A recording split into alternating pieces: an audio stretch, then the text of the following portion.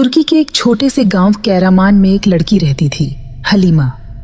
वह अपने पड़ोसी अजहर से बेइंतहा मोहब्बत करती थी, लेकिन अजहर की शादी उसकी मंगेतर रूहिया से तय हो चुकी थी।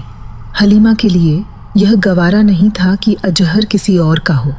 उसने कई बार रूहिया को डराने की कोशिश की, लेकिन अजहर उससे नफरत करने लगा। जब मोहब्बत जुनून में बदल जाए तो इंसान सही गलत भूल जाता है। इसी जुनून में हलीमा ने एक ऐसा रास्ता चुना जिससे अल्लाह ने मना किया है। हलीमा गांव की उम्मे ज़रीर नाम की एक जानी मानी जादूगरनी के पास गई।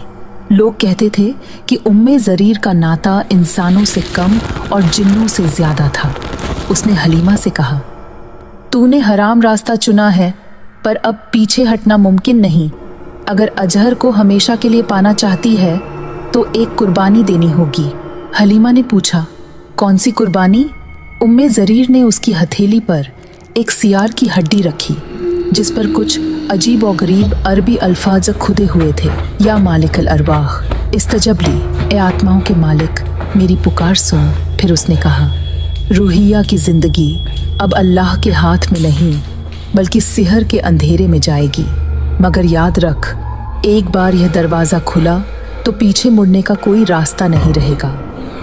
हलीमा ने उम्मे ज़रीर के बताए तरीके से सिहर का अमल शुरू किया। उसने एक कब्रिस्तान से बाल, नाखून और खून से भीगे कपड़े लिए और एक मिट्टी के मटके में रखकर उसे उल्टा दफना दिया।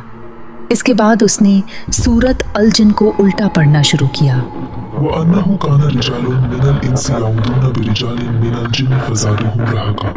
और बेशक इंसानों में से कुछ लोग जिन्नों की मदद लेते हैं और जिन्न उनके लिए और ज्यादा मुसीबतें बढ़ा देते हैं।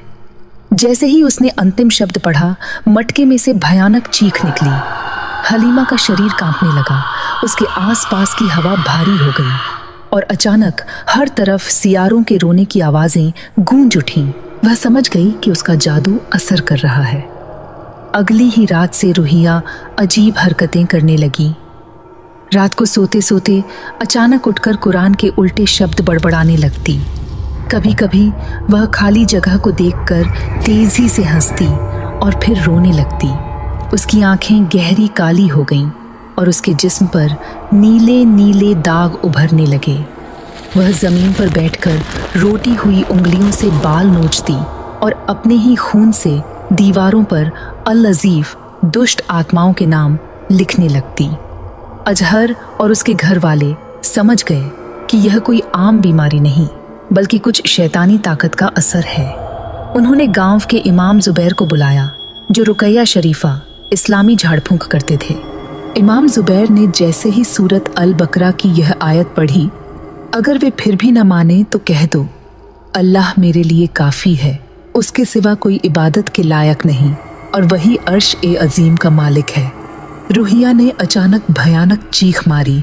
उसकी आंखें पूरी सफ़ेद हो गईं और उसके मुंह से मटके जैसी आवाज़ें आने लगीं। ये जिस्म अब हमारा है, तुम्हारी किताब की कोई तासीर हम पर नहीं चलेगी। इमाम समझ गया कि यह कोई मामूली जिन्न नहीं बल्कि मालिक अल जिन्न का भेजा हुआ शैतान है। जब इमाम ने सूरत अल फलक और सूरत अन्नास पढ़नी शुरू की तो रूहिया की हालत और बिगड़ गई।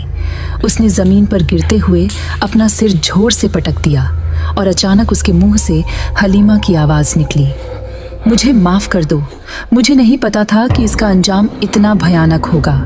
इमाम ने आखिरी बार आयतुल कुर्सी पढ़ी और पानी पर फूंक मारकर रूहिया पर छिड़का। तभी कमरे की सारी खिड़कियां जोर जोर से हिलने लगीं। चारों ओर तेज हवाओं में शैतानी फुसफुसाहट गूंजने लगी। फिर एक काले धुएं जैसी आकृति रूहिया के शरीर से बाहर निकली और जमीन पर झलकर राख बन गई। उसी वक्त गांव के बाहर उम्मे ज़रीर की झोपड़ी में भयंकर आग लग गई। क्या शैतान चला गया? अजहर और उसके परिवार ने राहत की सांस ली, लेकिन कुछ दिनों बाद गांव में एक बच्चा खेलते खेलते वही मिट्टी का मटका खोदकर निकाल लाया जिसे हलीमा ने दफनाया था।